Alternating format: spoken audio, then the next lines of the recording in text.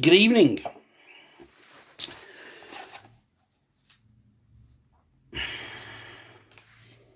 I've just noticed there's a new feature available on Facebook Live. I can invite people I can have guest stars in my videos. That's exciting. Right, good evening and welcome to Jim's Lockdown Vlog, episode 35. Made a bit of an effort tonight. I've put a shirt on. I thought we'll make an effort. We'll do our best to look good. But the stress on the buttons is worrying me. Obviously, lockdown's taking its toll. Right, so episode 35 was going to be my conspiracy theory special. And if you've tuned in specially for the conspiracy theory special, I apologise. I've had to postpone it. Because I've written 4 pages of notes. Tonight, I'd just like to point out that my gran has just said, "Hi, James." She sat behind that wall. She's next door. But hi, Gran. Yeah. I've postponed Conspiracy Theory Special because I wanted to discuss a few things tonight. So, number one.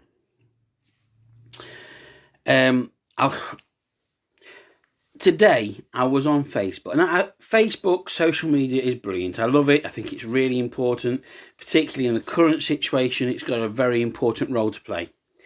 However, when certain people get on Facebook, certain things they post and say just aren't helpful. Let me give you an example. Today, I read this. After I read this, I had to walk away from my phone. Because I was worried about replying. But here we go. The truth is, the great British public mainly are managing this pandemic ourselves with common sense. There is no treatment, is there? And we probably all know someone now who is getting their protective clothing made by a local person. We haven't needed the government. They didn't get any tests, any antibody tests, not enough PPE. Well done, the great British public, with common sense and not government, who probably don't even know how much a tin of beans cost. That's if they ever ate them. Now, I think the only part of that statement that I can actually agree with is, well done, the great British public. As soon as she starts talking about, and it was a lady, as soon as she starts saying with common sense, sorry, when I was at university, one of my lecturers used to say, it might be sense, but it's certainly not bloody common. He wasn't that polite, actually. And let's look at an example of the lack of common sense of the great British public. So we all know, stay at home, save lives, protect the NHS. The government have been saying that for some time now. 5 weeks at least. So, the common sense of the British public. Are we all staying indoors? Are we all doing what we should? Are we all thinking, right, what's a sensible way of spending? And, yesterday I went out for my hour's exercise and I saw lots of other people out enjoying the sunshine, having their hour's exercise. But they were in family groups, they were social distancing from other groups, they were being responsible. That's allowed, that's fine. Okay? Yesterday, in Puddletown, in Dorset, Puddletown Forest was set fire to yesterday by a disposable barbecue that somebody didn't use correctly. It took 60 firefighters 4 hours to put out the forest fire. Going out for a barbecue in the woods is not an hour's exercise, you dozy twat. That is absolutely the wrong thing to do. So as for the great British public having common sense, it might be sense, but it's certainly not common, is what Nick used to say at uni. And I agree with that. Now, the great British public are managing this pandemic ourselves. Are we? Oh, I'm sorry. I don't remember the bit where I was asked to go out and manage the pandemic, or any of us really, the public. I don't think we've played a big role in managing it. We've had a part to play. We've done the responsible thing, hopefully, but we're not managing it. We all know someone who's getting their protective clothing made by a local person. At no point did the government say they were going to provide the entire nation with PPE. At no point did the government say that we all needed face masks. It's not been said. It said that it could be useful. And lots of people, I've got lots of friends. My gran had been making face masks for people. Lots of people I know have sewn them. Her company in Aberystwyth, she's making loads of face masks and she's donating them to whoever wants them. And that's brilliant. But absolutely, did the government, it's not a failing of the government that local people are volunteering to make protective face masks, which frankly, I don't believe have that much effect anyway. I mean, I don't wear one when I go out because, you know, my farts can get out my trousers through a piece of fabric, so I don't think that a bit of fabric over my gob is going to protect me from coronavirus. Right. Then in this statement, she goes on to say, we haven't needed the government. We haven't needed the government? Oh, who's paying my furlough wages? Who has organised the NHS Nightingale hospitals? Who has done all the work and all the setting up and all the management of the pandemic response? Wasn't Burton Albion Football Club. Wasn't me cousin. No. Was it? Oh, I know. It was Manchester United. Wasn't Manchester United? Oh, it was the government, wasn't it? The government organised that. The government set it all up, love. Okay, we have needed the government. The government have done a fantastic job. We have, in the past 5 weeks, had the most socialist government this country has ever had. And that's because they've needed to, and they have supported us, and they've looked after us. Right, rant about this stupid bint, okay, is over now. I've had a really good day today. Apart from being upset by this stupid woman, I've had a really good day today.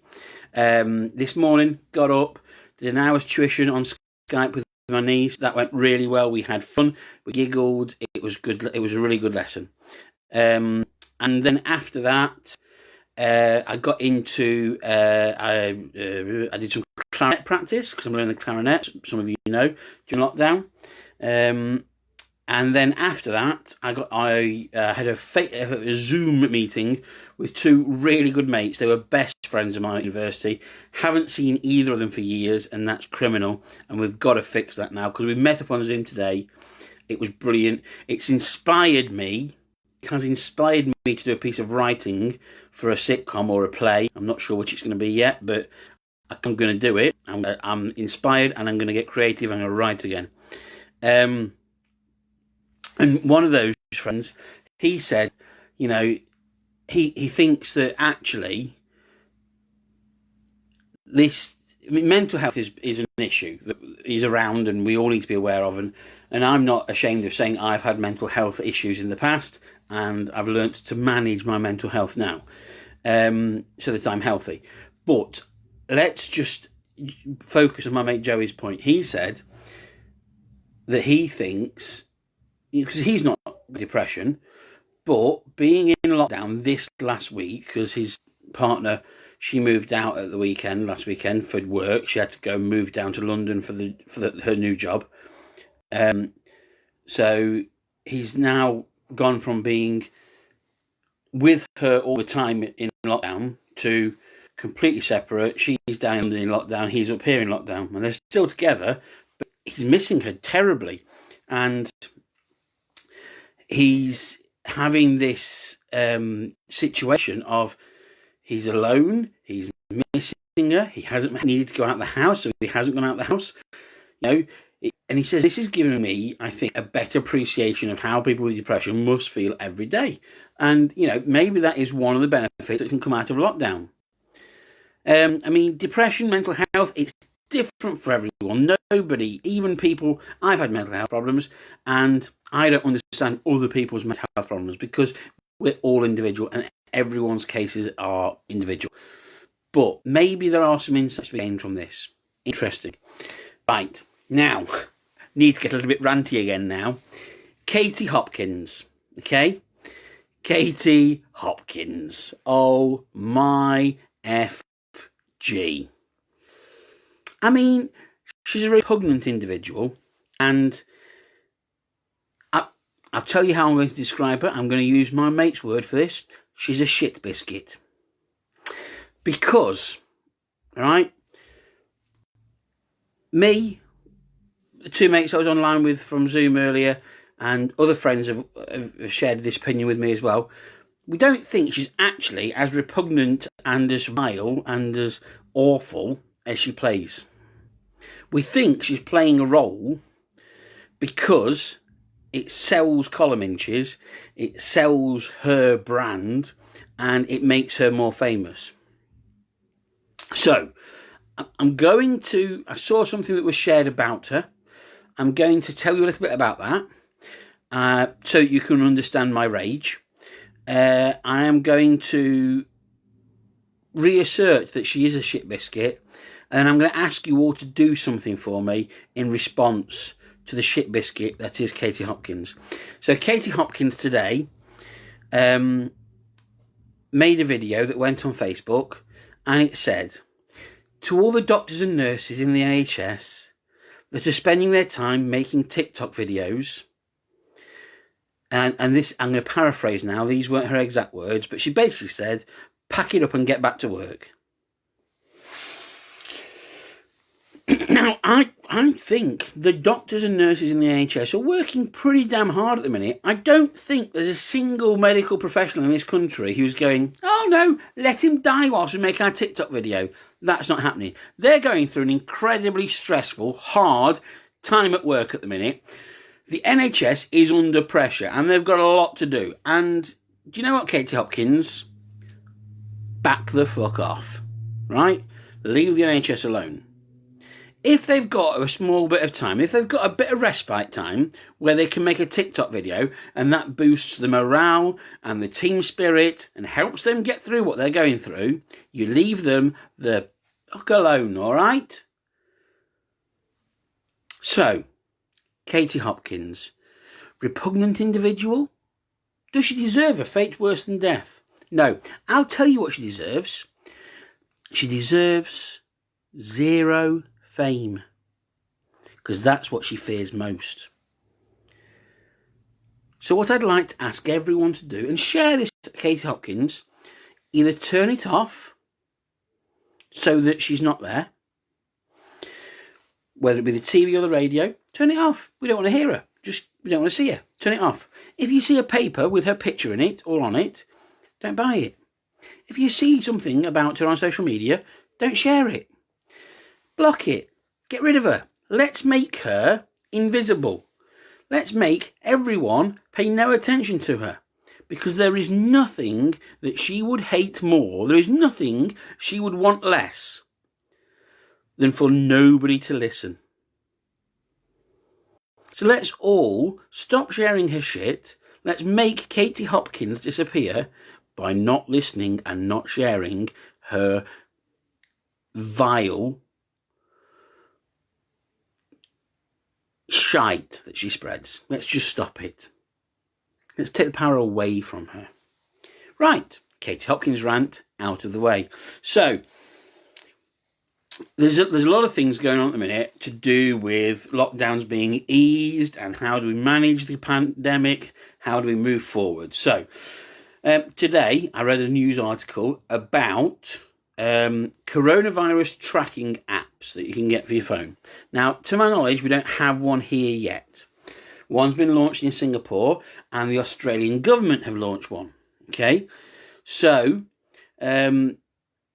coronavirus tracking apps, okay, the idea is that you put it on your phone and then your phone will tell you if you've been in contact with somebody who gets coronavirus or who is diagnosed with coronavirus, even if it's after you were in touch with them.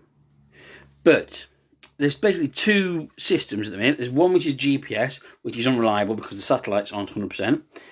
And there's one which works on Bluetooth, okay? And that's the one that seems to be preferred by Singapore and Australia, this Bluetooth model. But it's not reliable because, and this is the reason, these are the reasons why, because I can imagine what we're going to see is we're going to start seeing in the press and the media, we're going to start saying, oh, Australia using a coronavirus tracking app. Why aren't our government doing that? Well, here's why I think they aren't doing it. The reason why our government aren't going to adopt, I don't think, they might do, but I think the reason why they won't adopt a coronavirus tracking app like the Australian government or the Singaporean government is because coronavirus, okay, the app is supposed to work like this. When you walk next to somebody else, your phones give each other a digital Bluetooth handshake. And if you are exposed within 1.5 meters of somebody who is diagnosed with COVID-19, even if they're diagnosed after you met them, or didn't even meet them, just walk past them, if you're exposed to them for 15 minutes or more, you get an alert on your phone going, you need to get tested because you've been exposed to this person, right? But the reason why I don't think it will get adopted is because Bluetooth technology isn't that reliable. Because, for example, some devices can recognise each other from a distance of 30 metres, okay? So I could be nowhere near you. We're perfectly safe to be within that distance of each other. But because our devices are super good Bluetooth, they can see each other, but they don't know how far each other is away. So they think you're stood next to each other. Problem with Bluetooth there. But also, okay, you could be stood next to somebody who has coronavirus, and because of an electric motor or a radio frequency or something that's going on next to you, there could be interference that means you could be sat next to someone who's got coronavirus and your Bluetooth devices won't recognise each other. So it's not a reliable system. Also, and this is something that is worth mentioning, there are going to be people who are concerned that with some of these coronavirus tracking apps and other things that are beginning to be talked about, like there's a theory that in America that some of the vaccines are going to have trackers in them, which I don't know how much truth there is in that, but that's a conspiracy theory, that there's going to be an encroachment onto civic liberties, civil liberties, and your freedom to roam, and the government is we're going to become a big brother state because of all this information the government are going to have. I don't know how much truth there is to that, but these are speculations and concerns people are going to have. Right. Now, let us turn our attention to our estranged siblings, shall we call them, that fond nation who threw us out across the pond, who are doing so well under their own leadership and guidance, the United States of America. Right, so what's drawn America to my attention is, I talked yesterday a bit about the protests and what's going on in America because of coronavirus. And I thought, I really need to know a bit more about this. I need to know, because is there some legitimacy to these protests? Because let's remember, America is a country that doesn't have a national health service. You have to have private healthcare. America is also a country where unemployment is an issue, much more than it is for us. And it's also a country where there isn't really a social benefit system in the way that we have. Okay, so maybe some of these people genuinely really need to get back to work. Sorry, I had to press a button there because something popped up. They really need to get back to work. So maybe there's some legitimacy to this. Well, I did some research, okay. The organiser of the Washington State protests, a person called Tyler Miller, said, "We believe that the state governor has gone beyond his constitutional authority in shutting down businesses and ordering people to stay at home." He then, actually, I don't know if it's he or she, Tyler Miller, could be either, but this person then went on a bit further and said this: "The fact that I am protesting does not mean I think it is a good idea to have gatherings. I just believe the government has no authority to prohibit them. So you're not protesting that you're being stopped. What you're saying is, we shouldn't be gathering, it's not a good idea, but I'm here in this gathering, which is a protest, to protest the fact that I'm not allowed to have a gathering, which I don't think I should be able to have. I'm struggling to follow the logic there. If you understand his logic, her logic, I'm not sure, could be a toaster. If you understand their logic, please get in touch, answers on a postcard. However, this then led me down a bit of a rabbit hole of investigating what's happening in America, and let's investigate that a little bit, because there's some interesting things came out of the rabbit hole. It amused me. Right, so, part of the problem with America is it's so bloody big, right? Because it's so big, having one lockdown policy, they decided was a bad idea. And I suppose you could argue that, you know, in New York, you've got a very dense population of people that needs managing in a different way to maybe somewhere in Vermont or the wide open ranges down south. You know, there's spaces in America with lots of space, and your management technique is going to be different. But, for example, so New York, on the 30th of January, declared a state of disaster emergency or something like this. And they've had the most cases in New York. Okay? New York's had almost as many deaths from coronavirus as the whole of the UK. And that's like 6 times more as a percentage. Okay? Not as a number, but they've had 6 times more as a percentage deaths of their population in New York than we have in the UK. But to contrast that, because they've been really strict in New York and had that many deaths, to contrast that to Oklahoma, right? Oklahoma are encouraging businesses to set up working from home. Don't have to do it, but we're encouraging you to think about setting up working from home. Also, it took them from January 30th, when World Health Organization went, yeah, this is real, deal about this now, to March 15th, a month and a half later, to declare a state of emergency. When they declared a state of emergency, they haven't actually shut anything down. They've just gone, yeah, this is a good idea. Maybe you should think about doing this. The state governor took his family out to dinner, and there was a photo of him and his family out in a dinner restaurant, and there was some criticism of this because of the state of emergency. So, a spokesman for the state governor, the governor, Governor Stitt, he said, Oklahomans should use common sense to limit the spread of the virus. And then a spokesman for the governor said that he will continue to take his family out to dinner and to the grocery store without living in fear, and encourages Oklahomans to do the same. So what he said is, it's a state of emergency. You should use your common sense to stop the spread of the virus, but I'm still going to go for dinner with my whole family and the grocery store with my whole family and not live in fear, and you should do the same. Again, I'm getting some mixed messages here. I'm getting some cross wires.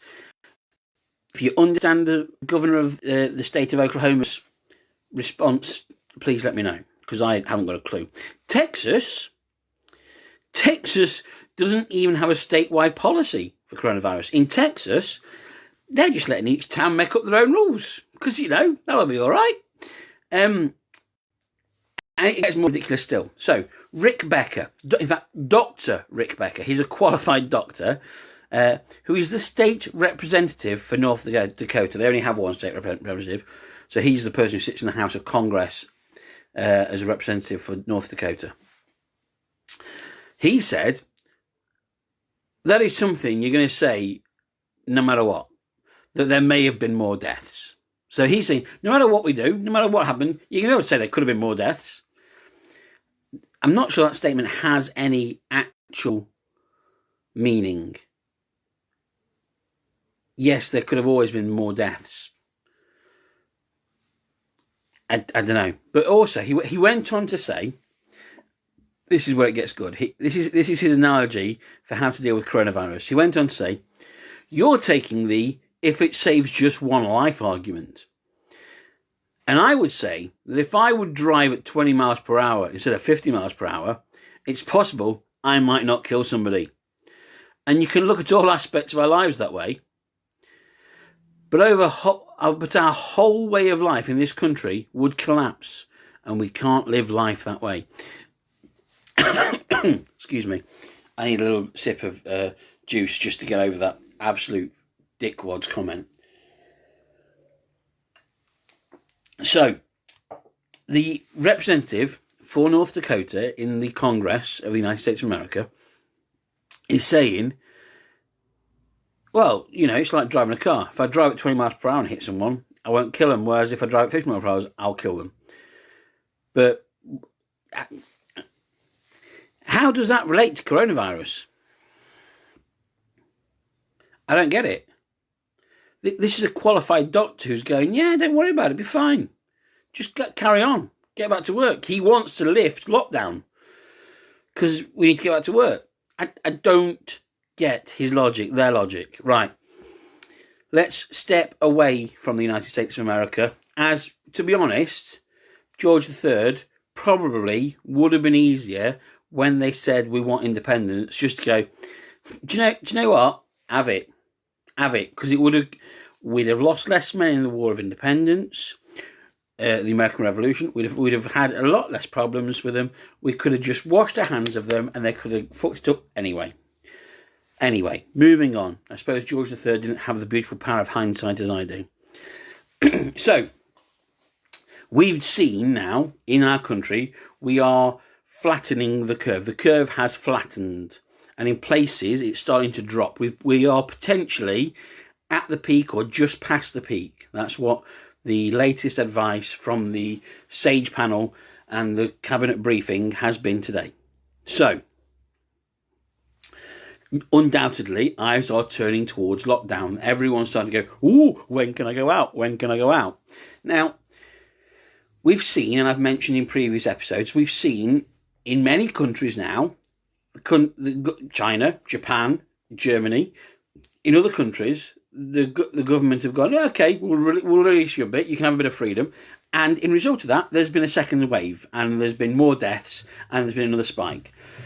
And rightly so, as the Prime Minister said this morning when he arrived back at work at Downing Street, he said, we want to avoid, above all else, we want to avoid a second spike. We don't want to throw away all the hard work that we've been through in lockdown and protecting the NHS. We don't want to throw all that away by going, woo, freedom, part A, and causing a second wave and there being more deaths. We want to avoid that. I think that's a reasonable argument. So, let's turn and look at what other countries, because a lot of my mates are chatting about, well, what's lockdown going to look like? We don't know. We don't know what lockdown release is going to look like. We don't know how it's going to be done. But what we can do is we can look at other countries and see what they're doing. So I thought, well, let's have a look who is currently starting to release lockdown. Now, Italy has had Europe's longest lockdown. They've been locked down for 7 weeks, Italy have. And they've just announced today that they're going to start easing lockdown. So from the 4th of May, okay, so not quite yet, it's next weekend. From the 4th of May, people are going to be allowed to visit relatives in small numbers. They're going to reopen parks, factories and building sites. I'm going to keep repeating Italy through all of this because I don't want anyone to join partway through and think I'm talking about lockdown being released here. It's not us, this is Italy. So in Italy, they're going to, from the 4th of May, they're going to reopen parks, factories and building sites, but the Italian schools will not restart until September. Classes in Italy will not restart until September, is what they've said at the moment. They've also kept the churches closed because they think the churches in Italy could be mass congregations, big opportunity to spread a second wave. They're keeping them closed.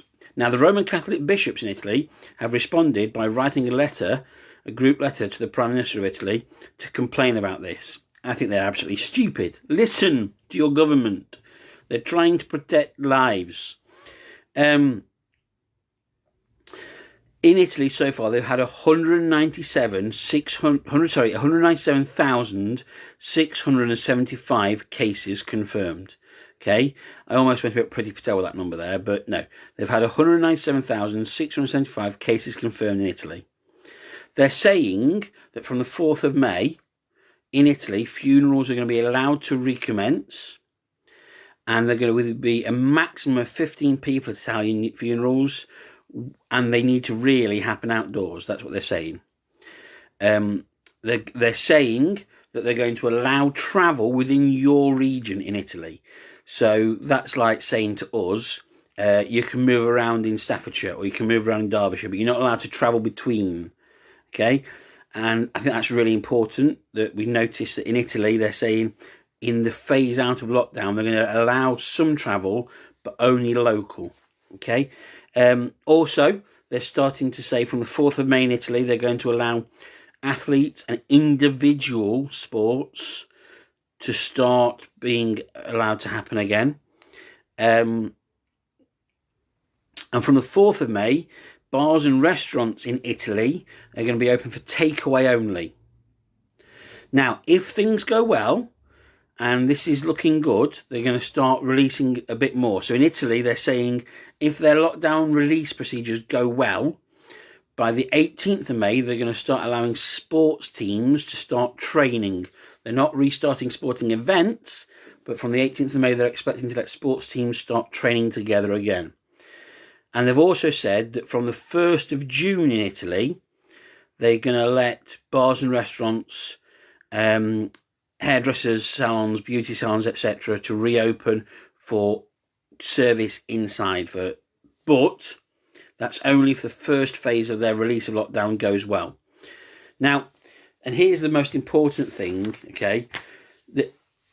The Prime Minister of Italy has said, we are in Italy starting to release lockdown. However, you're going to need to maintain social distancing for the rest of the year at least. And he said that social distancing needs to look at staying 1 metre apart, 3 foot apart from each other still. Okay? And this is a direct quote, and I love this. The Italian Prime Minister said that as they release lockdown, if you love Italy, keep your distance. I think that's a powerful message. So, I think there's a lot we can look at there of how Italy are considering coming out of lockdown. And we don't know, because it's all speculation. But I would imagine, and this is again, guesstimation on my part, it's speculation, which I said the other day we don't really need. But by looking at what Italy are doing, it might allow us to begin to imagine what our release of lockdown might look like. We don't know.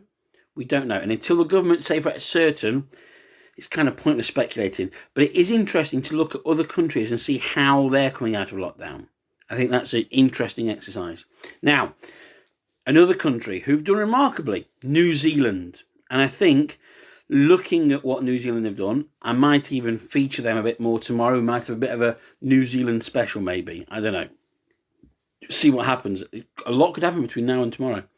But in New Zealand, they are claiming that they have stopped community transmission, effectively eliminating the coronavirus in New Zealand.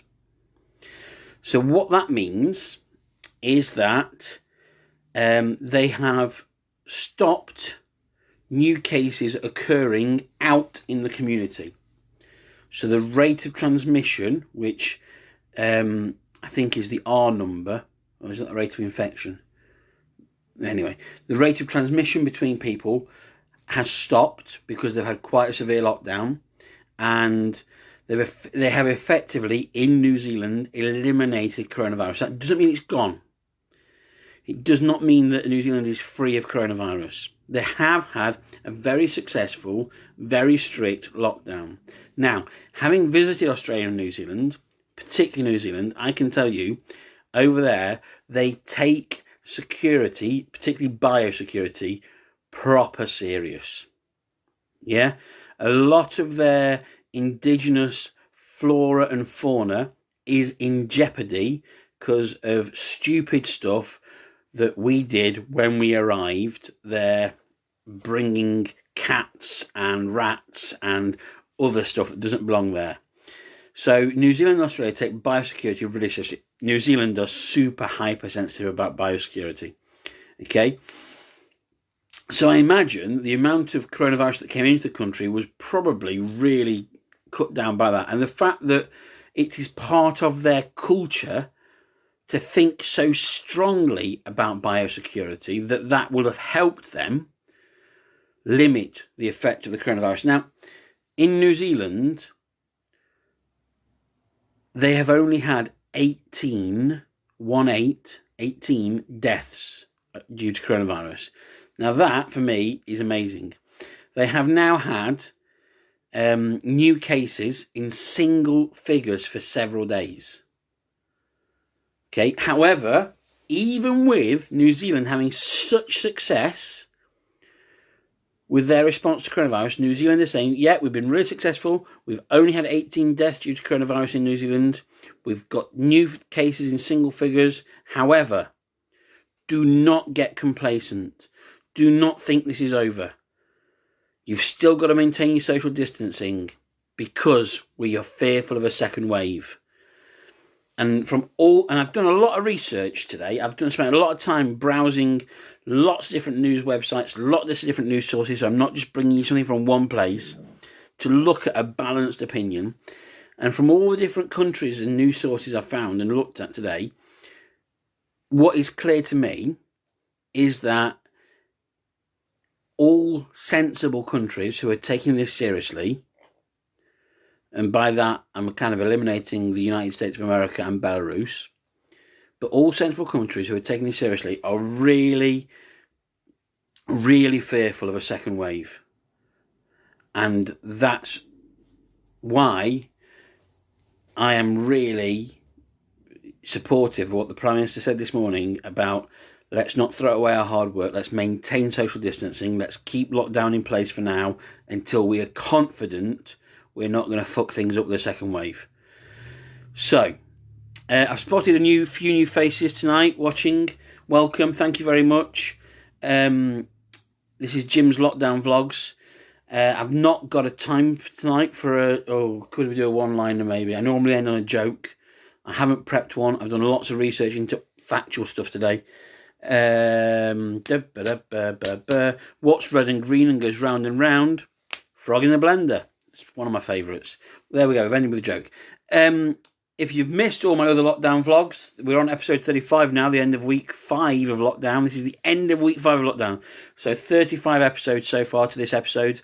If you've missed all the others, all my lockdown vlogs are on YouTube, on my channel, Golden Badger. There's a lot of footage there. I've spent a lot of time ranting at this camera. There are some funny rant moments. There are some emotional moments. There are some hilarious moments where I might have had too much single malt whiskey. I can highly recommend episodes 14 and 30 for those purposes. Please watch, share. But ultimately, the messages to take away from tonight's lockdown vlog. A new one for tonight, and that new message tonight is let's stop Katie Hopkins by ignoring her. Let's all ignore her. Everyone turn their backs on Katie Hopkins. That's the best thing you can do. Okay? But always, as always, remember, be kind, keep smiling, stay positive.